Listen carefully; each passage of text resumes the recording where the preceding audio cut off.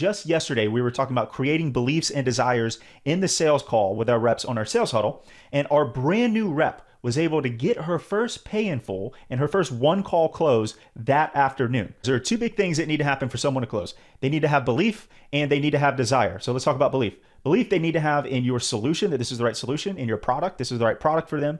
They need to believe that they can do it, and they need to believe in the company. So is there a priority to all of these? And I'm here to tell you, yes, there is.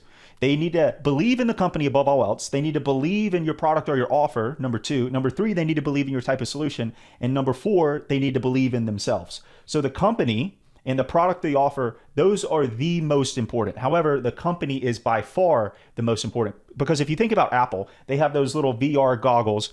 And I'm not a VR guy, but what I've been told is that there are way better goggles out there for almost half the price. But people love Apple so much that they will buy that product. So you can have an affinity for the company. You can believe in the company, have trust in the company, and buy an inferior product that is out there on the market. So company number one, product number two. Now the solution, hopefully, your marketing and the messaging that they've seen before, they're already bought into the solution. And the belief in themselves doesn't really come up until the end of the sales process where you start talking about money and moving forward.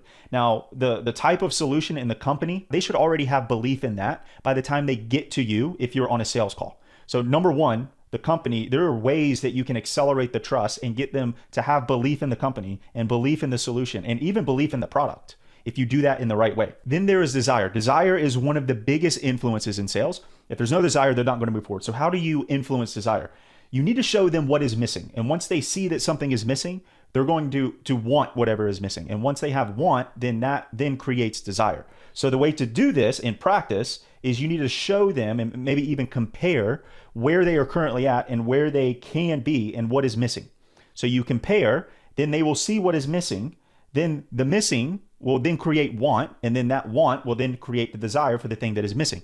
So for example, we help clients with lead generation. A lot of times they don't have the back-end sales processes and systems, and they don't have the right follow-up. So if we say, hey, listen, the reason why what you're doing right now is not working is because you don't have the right follow-up in place. And we kind of articulate that really well and say, you're probably leaving, or you could probably get an extra 30% of leads and appointments, and you're leaving all that on the table because you don't have that system on the back end and that follow-up. And so that creates a lack of something that is missing.